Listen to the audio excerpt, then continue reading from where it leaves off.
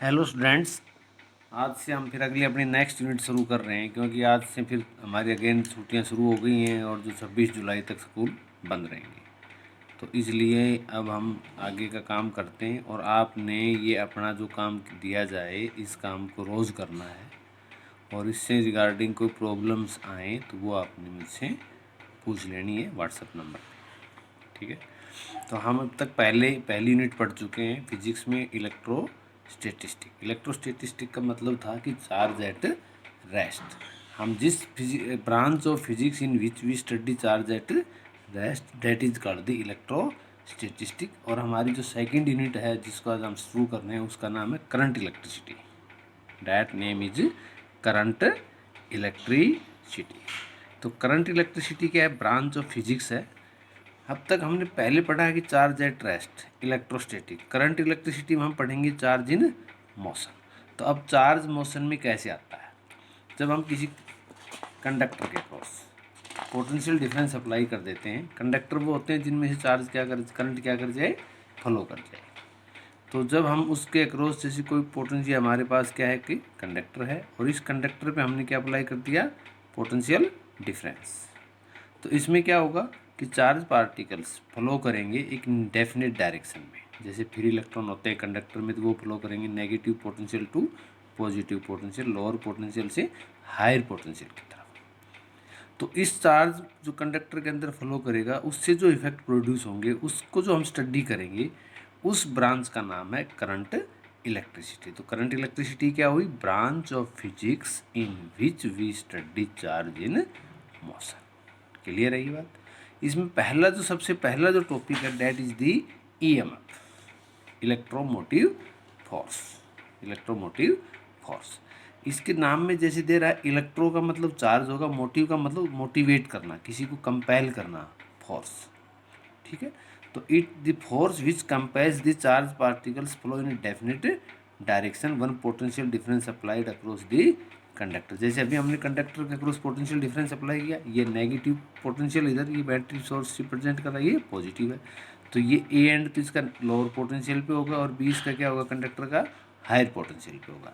तो अब इसमें इलेक्ट्रॉन्स को क्या कर रहा है, ये यहाँ से जो ये सोर्स है जो हमारा जो ये पोटेंशियल डिफरेंस प्रोवाइड कर रहा है, ये क्या कर रहा है, कंपेल कर रहा है कि इलेक्ट्रॉन्स क्या होंगे, नेगेटिव से तो रिपेल होंगे, पॉजिटिव की तरफ क्या होंगे, अट्रैक्ट होंगे। तो ये जो अट्रैक्शन हुआ, ये जो कंपेल्सन हुआ इलेक्ट्रॉन्स का, कहाँ से कहाँ, लोअर पोटेंशियल से हायर की तरफ फ्लो करने के लिए इलेक्ट्रॉन्स का, यानी कि इलेक्ट्रॉन्स को एक निश्चित डायरेक्शन में फ्लो किया, कंपेल किया। किसने कंपेल किया? ये जो अरेंजमेंट था जहाँ जिसने पोटेंशियल डिफरेंस अप्लाई किया, इस फोर्स को कहते हैं इलेक्ट्रोमोटिव फोर्स। एक्चुअल में EMF is not a force, ये फोर्स नहीं है, बट क्या है, it is the work done per unit charge to flow the electron in complete path. जैसे ये हम फिर बात कर रहे हैं, जैसे ये हमारा क्या है, कंडक्टर है। इस कंडक्टर के अक्रॉस हमने क्या अप्लाई कर दिया, पोटेंशियल डिफरेंस अप्लाई कर दिया। ये एंड इसका ए ले लिया हमने, कंडक्टर का बी ले लिया। तो ये जब हम इसको पोटेंशियल डिफरेंस देते हैं तो इलेक्ट्रॉन्स लोअर पोटेंशियल से हायर पोटेंशियल की तरफ, यानी कि ए से बी की तरफ क्या करेंगे कि इलेक्ट्रॉन्स फ्लो करेंगे। जो फोर्स इनको कंपेल करेगा ए से बी की तरफ फ्लो करने के लिए उसको बोलेंगे इलेक्ट्रोमोटिव फोर्स। रियल में ये फोर्स नहीं है। इलेक्ट्रोमोटिव फोर्स इज डिफाइंड, इसको हम कैसे डिफाइंड करते हैं, इसको डिफाइंड करते हैं कि एक यूनिट पॉजिटिव चार्ज को इस कंप्लीट पाथ में फ्लो करने में जो वर्क करना पड़े, यानी कि EMF is defined in terms of the work done. और वर्क डन भी किसका, फॉर एक unit positive charge for complete path, that is called the electromotive force. तो ये इलेक्ट्रोमोटिव फोर्स जो ईएमएफ हुआ, तो इसमें हम एक बात करते हैं कि जो सोर्स, जैसे हमने ये लगा रखा है, ये सिंबल है सेल का, ये क्या प्रोवाइड कर रहा है, पोटेंशियल डिफरेंस। क्या प्रोवाइड कर रहा है, इलेक्ट्रोमोटिव फोर्स। तो ये जो ईएमएफ हमें प्रोवाइड करेगा यहाँ से जो ये arrangement, that is called the source of the EMF. तो ये जो बताया हमने कि जो अरेंजमेंट जो ईएमएफ प्रोवाइड करता है that is called the EMF source. जैसे हमारा सेल हो गया, बैटरी हो गई, ये क्या है, जनरेटर है, ये क्या है, ईएमएफ सोर्स होते हैं। ठीक है।